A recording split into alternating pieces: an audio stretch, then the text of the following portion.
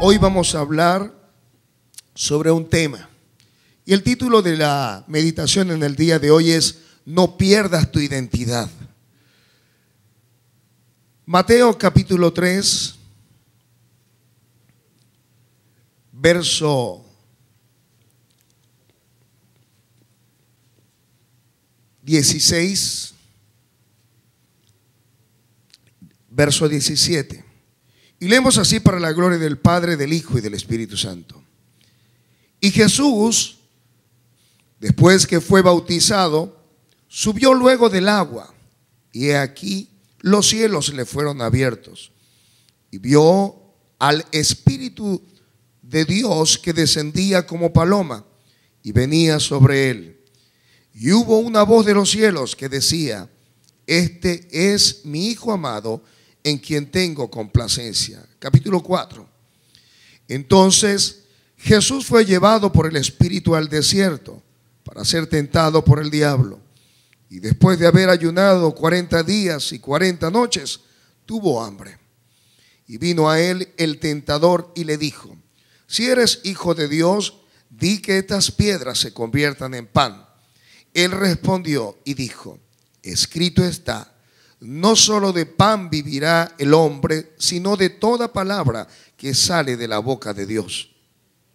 Entonces el diablo le llevó a la santa ciudad y le puso sobre el pináculo del templo y le dijo: Si eres hijo de Dios, échate abajo, porque escrito está: a sus ángeles mandará acerca de ti, y en sus manos te sostendrán para que no tropieces con tu pie en piedra.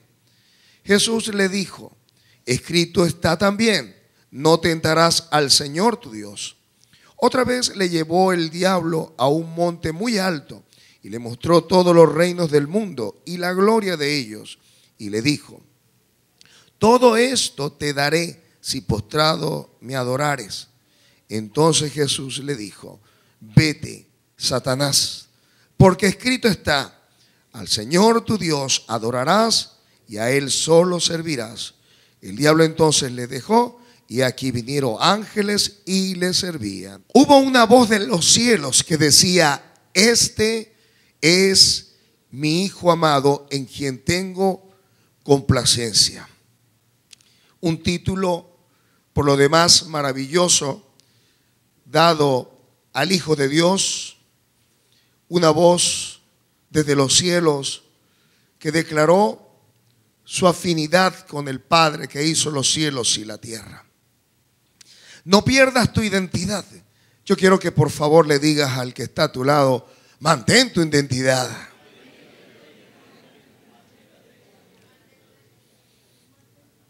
Es tan importante que estemos hablando en este tiempo de la identidad, porque pareciera que ahora no todo lo que brilla parece oro, ¿verdad que sí?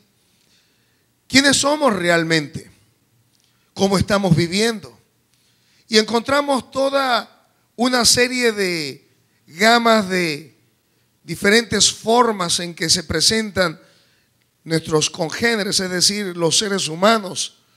Y descubrimos con mucha tristeza que hay una crisis existencial y una crisis de identidad.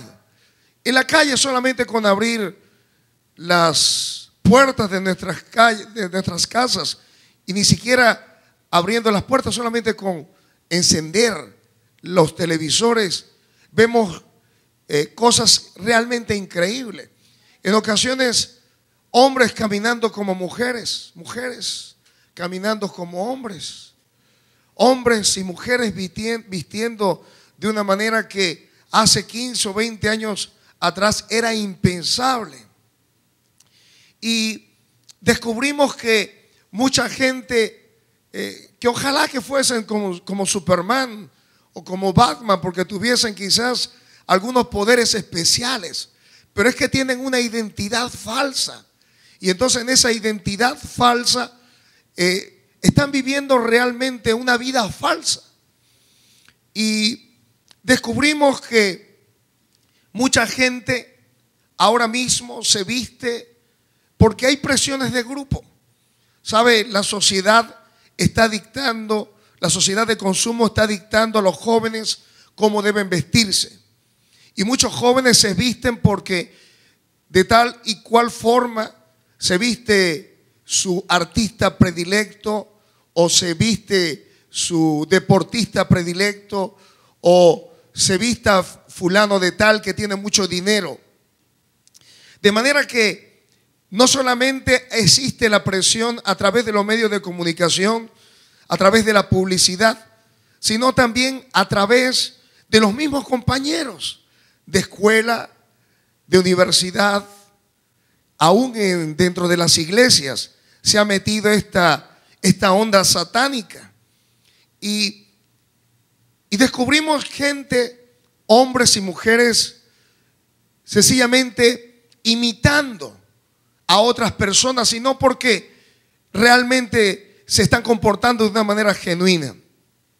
Ha habido también una demanda familiar. Se espera que los hijos se comporten de tal y cual manera, y algunos, al sentir tanta presión, pues sencillamente viven un papel, viven de manera hipócrita. Ellos de alguna manera están viviendo como se espera que debe vivir el hijo de fulana de tal o el hijo de sutano de tal. De manera que el que no puede vivir una vida en hipocresía, es decir, cumpliendo un papel, viven dos vidas al mismo tiempo. Y el extremo a esto es que hay gente que dentro, por ejemplo, de la iglesia es de una manera y fuera de la iglesia es otra. Que dentro de su hogar funciona de una forma y fuera del hogar de otro. De ahí nosotros tenemos chistes como: ¿de quién tú me estás hablando? No, de tu esposo. De mi esposo, él no es así. O de mi esposa, no, pues mi esposa no es así. En ocasiones descubrimos que ser sincero tampoco es suficiente.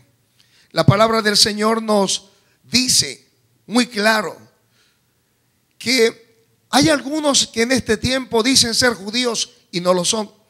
Algunos dicen ser profetas y no lo son. Algunos dicen ser apóstoles o maestros o pastores y no lo son. Algunos sencillamente buscan tener para sentirse ser. Y la pregunta es: ¿soy por lo que tengo o tengo por lo que soy? Pero al fin y al cabo la gran pregunta es: ¿realmente qué tenemos nosotros? La Biblia nos habla sobre este pasaje del Hijo de Dios. Pero ¿cuáles son los resultados de esta falta de identidad? Porque qué bueno es sentirse realizado como persona, pero qué triste es sencillamente no saber quién es uno. Y algunas personas los descubren años después, cuando están al final, en el ocaso de sus días, y se preguntan: ¿para qué viví? ¿Para qué trabajé? ¿Qué logré? Algunos en este tiempo se lo están preguntando.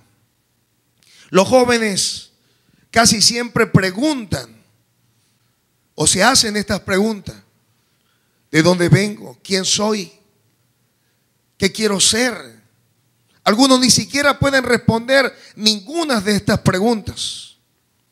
Y los resultados de esa falta de identidad es que hay crisis de identidad.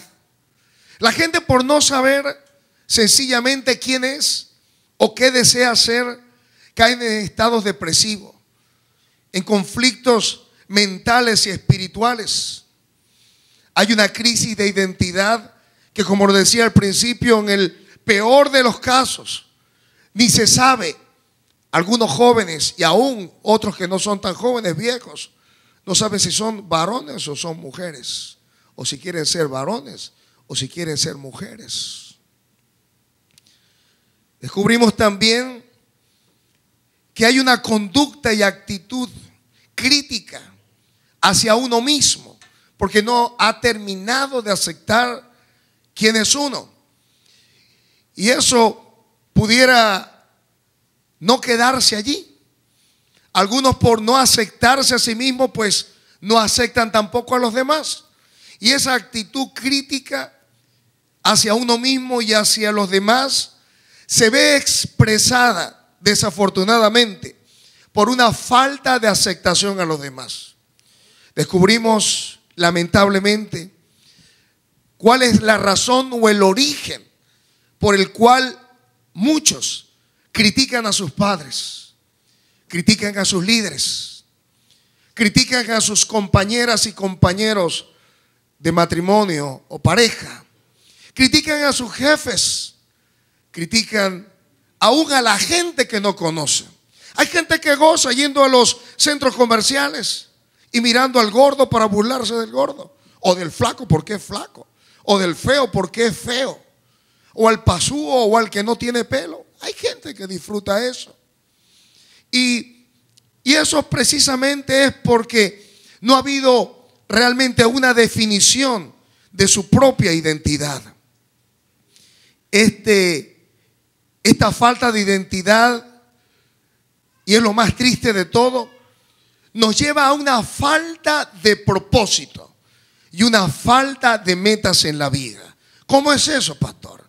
Pues sencillamente se vive cada día al paso de la demanda. ¿Cómo es eso?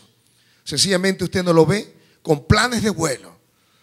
Usted le pregunta qué quiere ser o a dónde quieres llegar de aquí a dentro de un año, o dentro de 5 años, o dentro de 10 años, o qué piensas hacer la próxima semana. No hay plan de vuelo. Como vamos viendo, vamos haciendo. Y sin embargo, la palabra del Señor nos muestra que el Hijo de Dios, o sea, cada uno de nosotros, dígale que está a su lado, estoy contigo. Cada uno de nosotros tiene propósitos en la vida. Diga, hay propósito en mi vida. Y lo bueno es que Dios no dejó nada al azar. Dios no dejó nada en el aire. Dios estableció principios que deben gobernar nuestra vida. Al principio Dios hizo el mundo y todo cuanto existe. Y fíjese, lo primero que Dios le dijo al hombre fue: llenad la tierra y sojuzgadla. Dios nos puso como el pináculo, o nos puso como la máxima expresión de la creación. Y cuando puso al primer hombre y a la primera mujer, le dio una inteligencia, le dio una sabiduría. Que fíjese, Adán le puso el nombre a cada animal, a cada insecto, a cada bestia, a cada cosa que se movía, y no repitió ningún nombre. ¿Qué pasó? Que el hombre perdió toda esa inteligencia y toda esa sabiduría, y que cayó tan bajo que dice la Escritura que cambió el uso natural de la mujer y del hombre, y lo cambió por el que es contra natura, haciendo cosas, dice la Escritura, que no conviene. Pero el Señor Jesús vino y trajo a la luz la inmortalidad y la vida. Quiero que por favor, allí mismo, lea conmigo en Mateo 5, verso 13. Y fíjese lo que dice el Señor de nosotros. ¿Qué dice la primera parte del verso 13 del capítulo 5? Vosotros sois la sal de la tierra. Vosotros sois ¿la qué? La sal de la tierra. Y el verso 14, la primera parte, que dice: vosotros sois. Así que dígale al que está a tu lado: tú eres un factor de cambio, luz y sal para la tierra. Mire, y algunos leen esto así y como que no le muestran mucha importancia. Pero sabe, el creyente tiene que despertar la sed de Dios en aquel que no conoce al Señor. ¿Sabe que tiene que ser el creyente? Ser una referencia para aquellos que no conocen al Señor. Pero dice la Escritura también que somos la sal, Quiere decir que nosotros debemos preservar que este mundo no se pudra, que este mundo no se corrompa, que este mundo no se deshaga. Somos factores de cambio. Así que dile nuevamente al que está a tu lado, tú eres un factor de cambio. Filipenses capítulo 2. ¿Qué dice? Verso 15. Verso 14. Haced todo sin murmuraciones. ¿Para qué?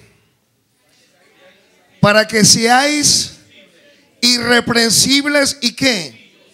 Hijos de Dios sin mancha, en medio de una generación maligna y perversa. Escuche, en medio de la cual resplandecéis como luminares. ¿Dónde? ¿Sabe qué es una luminar? Una luminar es una estrella. ¿Sabe lo que dice el Señor de usted en esta mañana? Usted es una referencia. Usted es alguien que le da a una persona dirección y propósito de vida. El Señor está esperando que nosotros hagamos no lo que hace el mundo, hacer las cosas sin murmuración y contienda. ¿Sabe qué dice este pasaje? Que cuando estamos nosotros murmurando, que cuando estamos nosotros contendiendo en nuestro corazón, dejamos de ser verdaderos hijos de Dios. ¿Sabía eso? Eso está allí. Porque cuando hacemos las cosas sin murmuración y sin contienda, es cuando somos para que seáis hijos de Dios, para alumbrar, para brillar en medio de una generación maligna y perversa, en medio de la cual resplandecemos como luminares en el mundo. Debemos recordar que como hijos de Dios tenemos todos los privilegios y hemos sido adoptados verdaderamente por Dios como hijos legítimos de su reino. Juan capítulo 1, verso 12. Mas a todos los que le recibieron, a los que creen. ¿Quiénes creen en el Señor? Les dio potestad de ser ¿qué? Diga, eso es conmigo.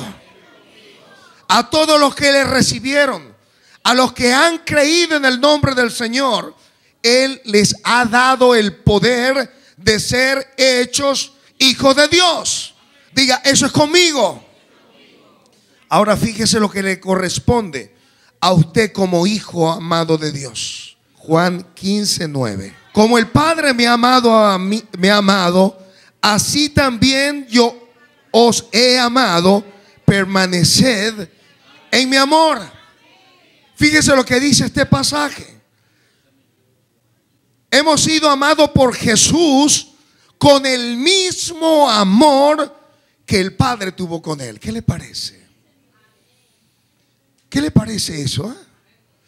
¿Sabe cómo Jesús nos ha amado a nosotros? Con el mismo amor con que amó el Padre a su propio Hijo. Pero no solamente eso, fíjese lo que dice Juan capítulo 17, verso 23. Yo en ellos y tú en mí, para que sean perfectos en unidad, para que el mundo conozca que tú me enviaste y que los has amado a ellos como también a mí me has amado. ¡Aleluya! Gloria al Señor. ¿Sabe cómo lo ama el Señor a usted? Lo ama como ama a Jesús. No, usted no ha visto bien esto. Vamos a leerlo nuevamente. Yo en ellos y tú en mí, para que sean perfectos en unidad, para que el mundo conozca que tú me enviaste y que los has amado a ellos como también a mí me has amado. A su nombre gloria. ¿Cuántos pueden adorar al Señor por esa palabra? Mire, el amor que Dios ha derramado sobre su vida no es cualquier amor. Dios lo ama a usted, no lo ama como puede amar a una bestia del campo, ni siquiera como un pajarillo. ¿Sabe por qué dice la palabra que nosotros valemos más que muchos pajarillos? Porque el amor con que Él amó al Hijo es el amor con que Él a usted le ha amado desde la eternidad.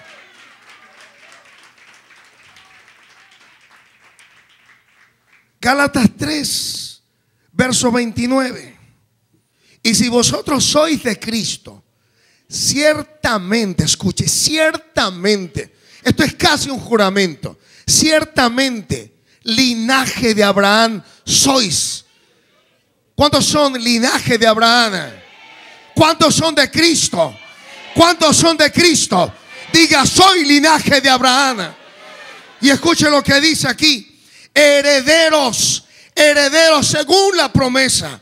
Vamos a ver cuál es esa promesa. Vaya conmigo, Hebreos capítulo 6, verso 13. Ahí está la promesa que le dio el Señor a Abraham. Porque cuando Dios hizo la promesa a Abraham, que esta es la promesa, no pudiendo jurar por otro mayor, escuche, Dios juró por sí mismo, porque no había otro mayor que Él. ¿Y sabe lo que le dijo? Escuche: de cierto te bendeciré con abundancia y te multiplicaré. Gloria al Señor. Esa promesa está sobre su vida, está sobre su cabeza, está sobre todo lo que usted haga. Alabado Dios. Vaya a Génesis y descubrirá que este Abraham era un hombre riquísimo. Y nosotros somos hijos de Abraham. ¿Cuántos multiplicó los hijos de Abraham? Por millones de millones. Segunda de Corintios, capítulo 5, verso 20. Mire lo que usted es. No solamente hijo de Dios, no solamente heredero de las promesas de Dios, no solamente un hombre y una mujer bendecido. Usted es embajador del Señor Jesucristo, embajador del reino de los cielos. Verso 20. Así que somos ¿qué? Diga, eso es conmigo. Somos embajadores en nombre de Cristo, como si Dios rogase por medio de nosotros. Rogamos en nombre de Cristo, reconciliaos con Dios. Usted ha sido comisionado a una misión divina y usted es representante del más sublime de todos los reinos, del reino del Rey de Reyes y Señor de Señores. A su nombre, gloria. Pero no solamente eso, usted solamente no es embajador, usted es el cuerpo de Cristo. Dígale que está a su lado: tú eres el cuerpo de Cristo. Efesios capítulo 1:22. Escuche lo que dice allí. Y sometió todas las cosas. ¿Cuáles cosas? ¿Cuáles cosas? Dile que está a tu lado: son todas las cosas. Escuche. Y lo dio por cabeza sobre todas. Gloria al Señor. Gloria a Dios. No, esto hay que leerlo otra vez. Wow. Yo no sé si ustedes están viendo lo que yo estoy viendo acá. Vamos a leerlo nuevamente. Y sometió, ¿cuáles cosas? Diga, es todo. ¿Bajo qué? Usted es el cuerpo de Cristo, ¿sí o no? ¿Dónde están todas las cosas? Bajo nuestros pies. Entre más grande el zapato, más usted puede pisar. Y lo dio por cabeza, por todas las cosas. ¿A quién se le entregó? Al vecino. ¿A quién se le entregó? Diga, yo soy la iglesia. la cual es su cuerpo, la plenitud de aquel que todo lo llena en todo. Gloria al Señor. Y me encanta lo que dice el verso anterior, donde dice que es sobre todo principado y potestad y autoridad y señorío y todo lo que se nombra, no solo en este siglo, sino también en el venidero. Mire, todo lo que se pueda nombrar en este tiempo no es nada comparable con lo que va a ocurrir en el siglo venidero. Pero sabe, usted va a tener una posición que nadie va a estar por encima de esa posición. No importa los reyes que puedan salir de esta fecha en adelante. No importa lo que se pueda descubrir. No importa lo que pueda salir. Sabe, usted va a tener un nombre. Usted va a tener una posición que nadie, ni el infierno, ni lo presente, ni lo porvenir podrá estar por encima de eso. Casi nada. Apocalipsis capítulo 5 verso 20. 5:10, perdón. 5:10. Fíjense.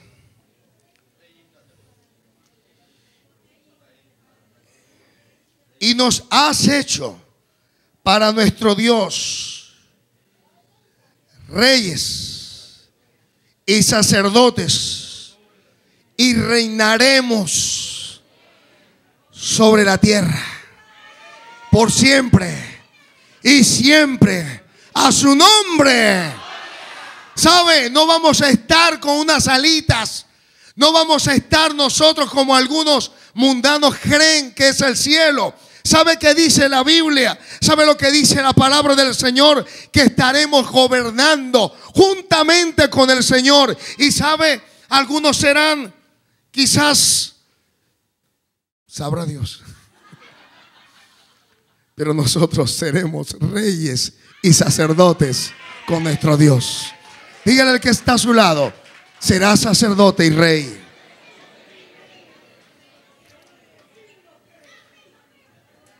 Primera de Pedro capítulo 2 verso 29.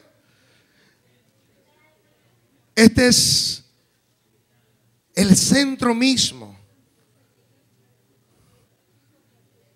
El centro mismo de nuestro llamado como creyentes. Mas vosotros sois linaje. ¿Sabe qué significa eso? Linaje. Mire, no importa que usted nació en Bobure. No importa que usted nació en La Cañada. No importa el padre que haya tenido, si fue un borracho. No importa de dónde usted venga ni la educación que usted tenga. ¿Sabe lo que dice el Señor? Que usted es linaje escogido. No cualquier cosa. Alguien señalado por Dios y nombrado por Él como hijo amado del reino de los cielos. Linaje escogido. Real sacerdocio. No cualquier sacerdote de cualquier pueblo. Usted es un sacerdote del reino de los cielos. Nación santa. Pueblo adquirido por Dios. Y sabe, lo bueno de esto es que nada de lo que Dios adquiere se lo quita nadie. Ni el mundo, ni el diablo, ni la carne. ¿Sabe por qué? Porque es un pueblo adquirido por Dios. Y finalmente, Filipenses 3, verso 20. Debemos recordar cuál es nuestro destino. Algunos están aquí en Venezuela sin documentos, ¿no? Y algunos se van a Estados Unidos para estar ilegales. Pero fíjese, hay buenas noticias para todos los que están allí escondiéndose de la ley. Verso 20. Mas nuestra ciudadanía, ¿sabe? Nuestra visa celestial nos dice que no pertenecemos a este mundo. ¿Sabe por qué la gente no entiende nuestro lenguaje? Porque nuestro lenguaje no es de este mundo, es desde el reino de los cielos. Mas nuestra ciudadanía, ¿qué dice? Está en los cielos, donde también esperamos al Salvador y Señor Jesucristo. Jesús fue señalado como el amado Hijo de Dios. Escuche esto. Y hubo 3 eventos sobrenaturales en su bautizo. 1, se abrieron los cielos. 2, descendió el Espíritu de Dios en forma de paloma. Y 3, se escuchó una voz sobrenatural del cielo diciendo: este es mi Hijo amado. El pasaje paralelo al nuestro en los evangelios sinópticos se encuentra también en Marcos capítulo 1 versos 12 y 13, y la traducción que en Mateo 4 nos dice entonces, en la versión la palabra griega usada en Marcos 1 es inmediatamente.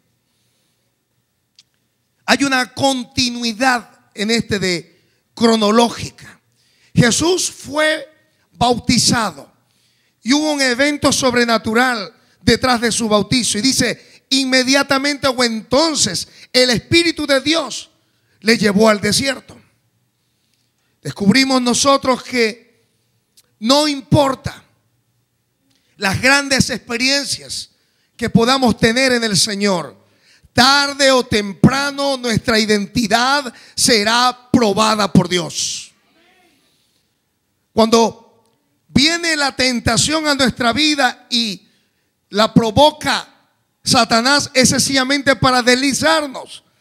Pero cuando Dios nos lleva en el Espíritu al desierto es para probar nuestra identidad.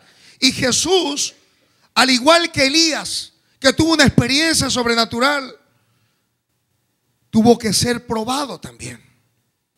El mismo Abraham fue probado después de un hecho poderoso que fue el nacimiento de su hijo. No hay garantías para aquel que tiene grandes experiencias con el Señor. Pero se pone al Señor Jesús a prueba en 3 áreas claves de su vida. Escuche, 3 áreas clave de nuestra vida que seremos nosotros tentados. La primera tiene que ver con las necesidades de comida y de sustento.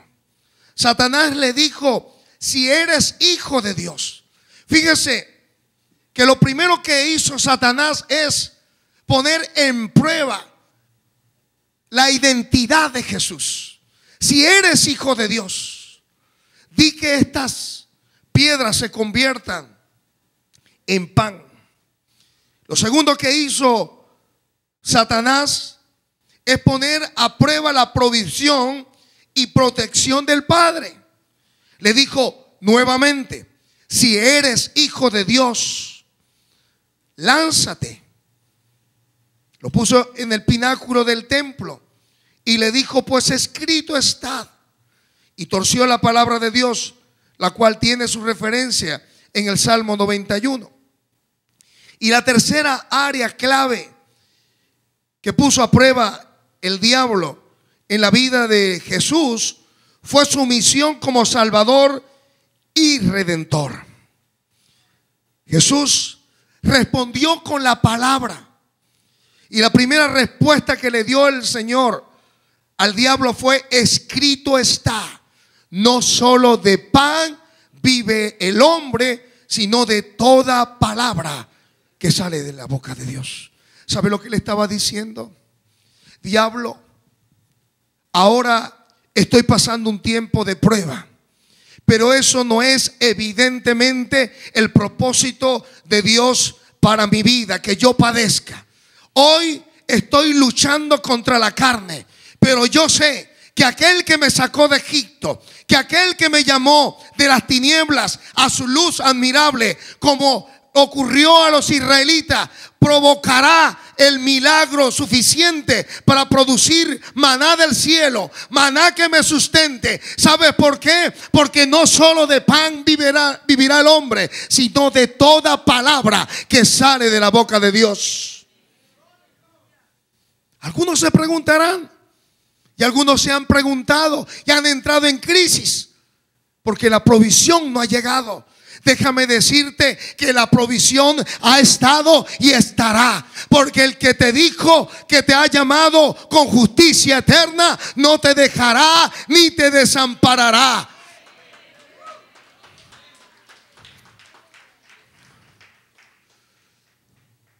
Él le dijo: lánzate, poniendo a prueba la provisión y protección del Señor. Y le dijo: no tentarás al Señor tu Dios, sino que a Él adorarás y servirás. Eso está en Deuteronomio capítulo 6, verso 16. Y lo que le quiso decir el Señor al diablo era que sencillamente el Señor tenía todo el poder para poderle librar y que no había razón ni motivo para poderle tentar. Vaya conmigo, por favor, a Deuteronomio capítulo 6, verso 16. No tentaréis a Jehová vuestro Dios como lo tentasteis en Masach. ¿Qué pasó en Masach? Éxodo 17, verso 7. Nos dice: por las rencillas de los hijos de Israel y porque tentaron a Jehová diciendo: ¿está pues Jehová entre nosotros o no?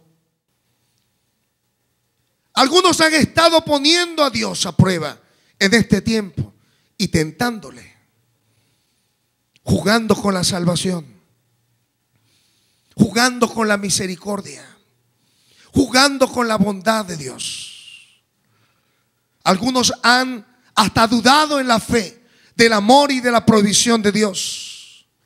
Algunos se han aventurado a subirse en un barco para huir a Tarsis del propósito de Dios para su vida. Déjame decirte, no puedes salir ileso si tientas al Señor.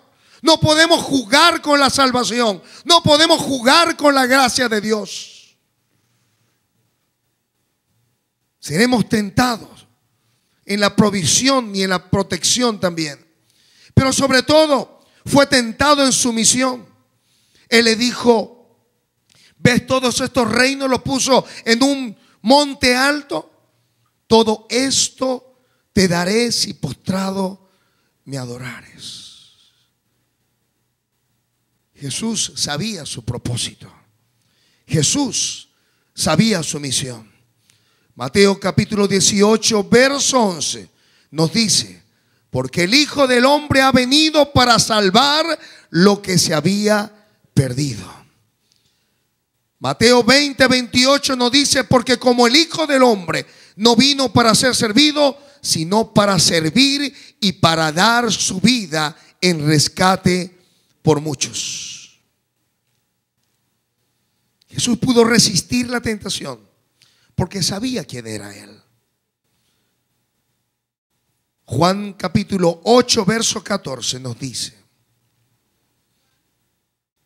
aunque yo doy testimonio acerca de mí mismo, mi testimonio es verdadero, porque sé de dónde he venido y a dónde voy. Juan 8, verso 14. Yo sé de dónde he venido y a dónde voy. Y Juan 8:42 nos dice: porque yo de Dios he salido y he venido. ¿Sabemos de dónde hemos venido? Tenemos definida como el Señor Jesucristo nuestra identidad. Hoy hemos revisado muchos pasajes que nos recuerdan quiénes somos en este mundo: luz y sal, verdaderos hijos de Dios, legítimos herederos de las bendiciones eternas, embajadores, sacerdotes, linaje escogido, nación santa, pueblo adquirido. Jesús pudo resistir la prueba porque sabía cuál era su destino. Le dijo entonces Pilato: ¿luego eres tú Dios? Juan 18:37. Respondió Jesús: tú dices que yo soy rey. Yo para esto he nacido y para esto he venido al mundo, para dar testimonio de la verdad. Era una vez un hombre que mientras caminaba por el bosque encontró un aguilucho. ¿Cuántos saben lo que es un aguilucho? Una águila pequeña. Y se lo llevó a su casa y lo puso en un corral. De pronto aprendió a comer de la misma manera y de la misma comida que comían los pollos. Y comenzó a conducirse o a comportarse como los pollos. Un día un naturalista que pasaba por allí le preguntó al propietario por qué razón un águila, el rey de todas las aves y los pájaros, tenía que permanecer encerrada en el corral con los pollos. Como le he dado, dijo, la misma comida que a los pollos y le he enseñado a hacer pollo, nunca ha aprendido a volar. Respondió el propietario: se conduce como los pollos y por lo tanto ya no es un águila. Sin embargo, insistió el naturalista, tiene corazón de águila y con toda seguridad se le puede enseñar a volar. Después de discutir un poco más, los dos hombres convinieron en averiguar si era posible que el águila volara. El naturalista le tomó en sus brazos suavemente y le dijo al águila: tú perteneces al cielo, no a la tierra. Abre las alas y vuela. El águila, sin embargo, estaba confusa. No sabía qué era. Y al ver a los pollos comiendo, saltó y se reunió con ellos de nuevo. Sin desanimarse, el día siguiente el naturalista llevó el águila al tejado o al techo de la casa y le animó diciendo: eres un águila, abre las alas y vuela. Pero el águila tenía miedo de su yo y del mundo desconocido y saltó una vez más en busca de la comida de los pollos. El naturalista se levantó temprano al tercer día, sacó el águila del corral y lo llevó a una montaña. Una vez allí, alzó al rey de las aves y le animó diciendo: eres un águila, eres un águila y perteneces por tanto al cielo como a la tierra. Ahora abre las alas y vuela. El águila miró alrededor, hacia el corral, arriba y hacia el cielo, pero siguió sin volar. Entonces el naturalista la levantó directamente hacia el sol. El águila empezó a temblar y a abrir lentamente las alas y finalmente con un grito triunfante se voló alejándose al cielo. Es posible que el águila recuerde todavía a los pollos con nostalgia. Hasta es posible que de cuando en cuando vuelva a visitar el corral. Pero que nadie sepa que el águila nunca ha vuelto a vivir como una vida de pollo. Sin embargo, fue un águila, pese a que su naturaleza fue mantenida y domesticada como un pollo.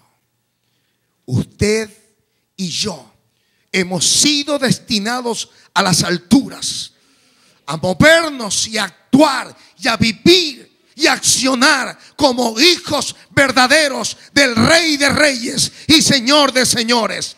No hemos sido condenados a estar en un corral comiendo lo que nos ofrece el mundo, comiendo lo que nos ofrecieron nuestros padres o nuestra familia. Dios nos destinó a ser más que vencedores por medio de aquel que nos amó.